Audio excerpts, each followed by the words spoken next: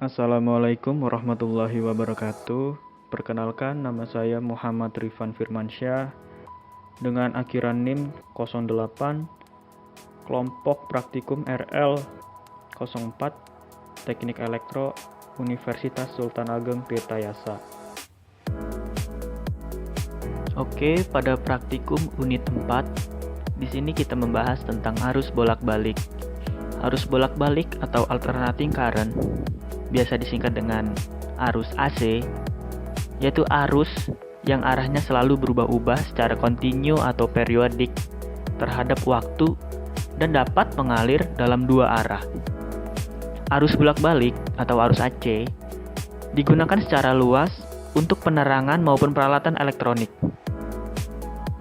Dalam zaman modern sekarang ini, kebutuhan akan energi listrik merupakan kebutuhan yang sangat pokok. Arus bolak-balik selalu mempunyai nilai puncak gelombang atas dan puncak gelombang bawah. Dalam peristiwa mencapainya nilai puncak gelombang atas dan puncak gelombang bawah, maka dikatakan telah mencapai satu gelombang penuh. Nilai puncak gelombang atas dan puncak gelombang bawah sering pula disebut dengan nilai dari puncak ke puncak atau nilai peak to peak. Ini dia bentuk gelombang dari arus bolak-balik. Titik Vm pada gelombang tersebut dinamakan dengan puncak gelombang.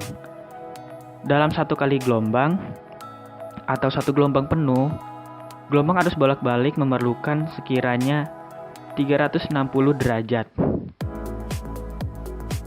Gelombang pada arus bolak-balik ini dinamakan dengan gelombang sinusoidal. Arus bolak-balik ini memiliki keunggulan. Keunggulan utama dari arus bolak-balik adalah dalam hal transmisi listrik. Sejak awal, Tesla dan Westinghouse menyadari bahwa agar tenaga listrik menjadi praktis, maka harus dapat ditransmisikan secara efisien dalam jarak yang jauh. Pada zaman itu, PLTA adalah pembangkit yang paling populer, sementara sumber air berada pada daerah yang sangat jauh dari pusat beban yang memerlukan jalur transmisi yang panjang. Baik arus AC maupun DC sama-sama memiliki tahanan yang menyebabkan daya hilang atau losses dalam proses penghantaran. Jika dayanya sama, maka semakin tinggi arus, maka akan semakin rendah arus yang lewat. Semakin rendah arus yang lewat, maka akan semakin rendah rugi-rugi daya yang hilang di penghantar. Para engineer awal ini menyadari bahwa untuk dapat menghantarkan daya secara efisien dalam jarak yang jauh, maka tegangan harus dinaikkan setinggi mungkin. Saat ini sudah banyak jalur transmisi yang memiliki tegangan 500 kV atau setara dengan 500.000 volt.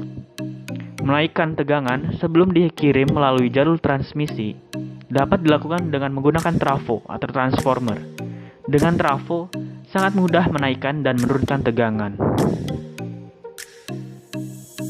Keuntungan berikutnya dari arus bolak-balik adalah pembangkitannya.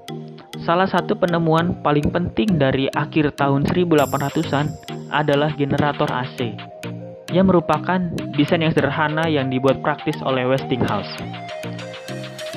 Mechanical system dari generator DC jauh lebih rumit, dan kebanyakan DC saat ini dihasilkan oleh baterai, sel surya, sel bahan bakar, atau dengan mengkonversi AC ke DC. Oke, sekarang kita masuk ke dalam praktikum dari unit 4 ini, yaitu praktikum arus bolak-balik.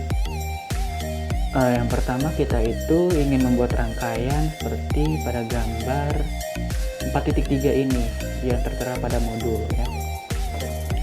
Di sini saya sudah membuat rangkaian seperti pada gambar 4.3 tadi, yaitu rangkaian resistor dan induktor.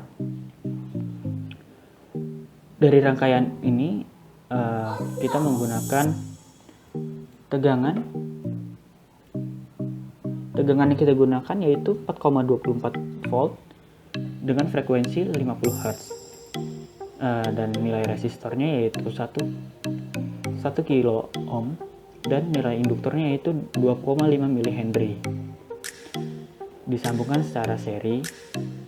Setelah kita sambungkan, mari kita lihat berapakah arus yang ada pada rangkaian ini. Ya, setelah kita play, setelah kita jalankan, arus yang dihasilkan dari rangkaian ini yaitu 4,23 mA. Ya, dan ini juga adalah grafik dari rangkaian resistor dan induktor ini. Selanjutnya yaitu kita membuat rangkaian pada gambar 4.3. Rangkaian ini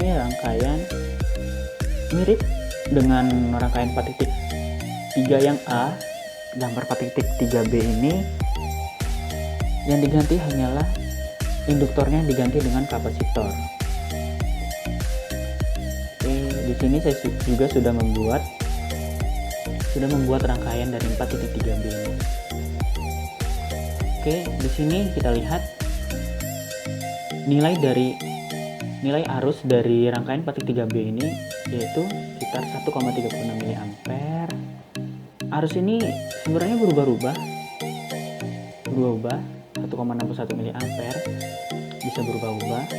Saya juga tidak tahu kenapa ini bisa berubah-ubah.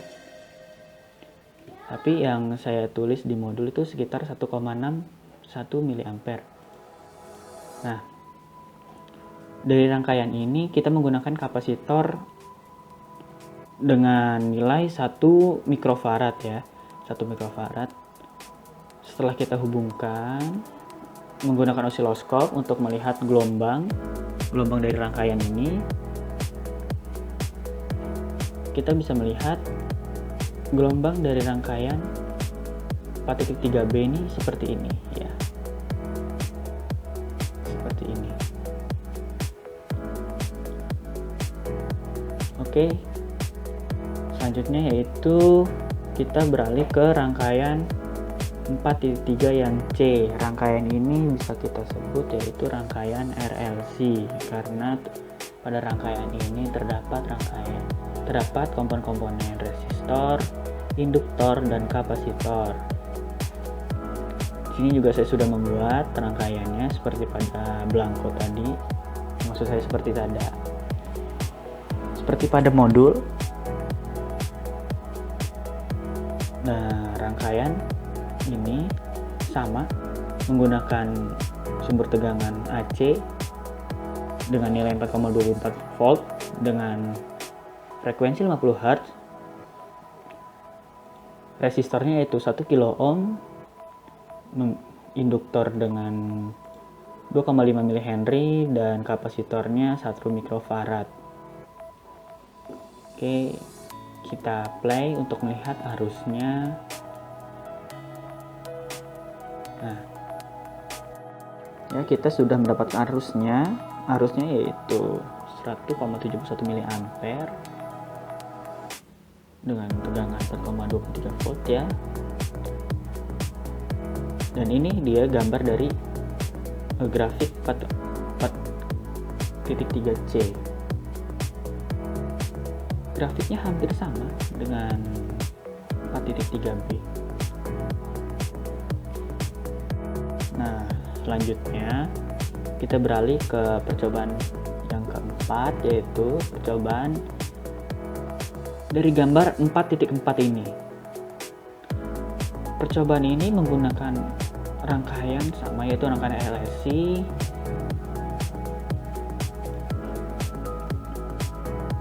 Ini dia rangkaian RLC. Nah, rangkaian pada percobaan keempat ini sama dengan rangkaian yang ketiga tadi. Langsung saja kita lihat nilai arusnya. Nah, terlihat di sini ternyata arusnya terus berubah-ubah.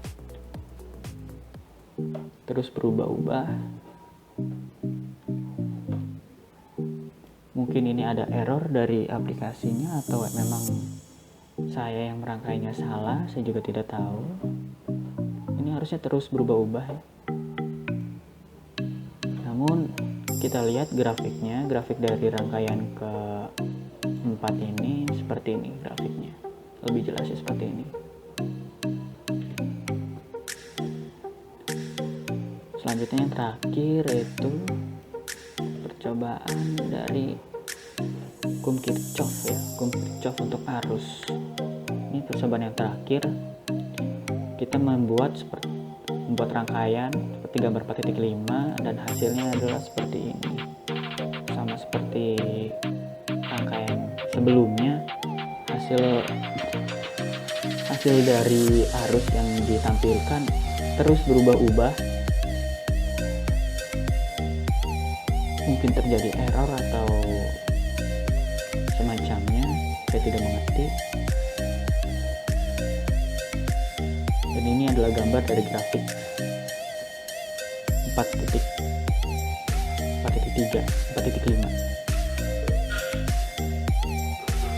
Mungkin cukup sekian dari saya, kurang lebihnya mohon maaf. Wassalamualaikum warahmatullahi wabarakatuh.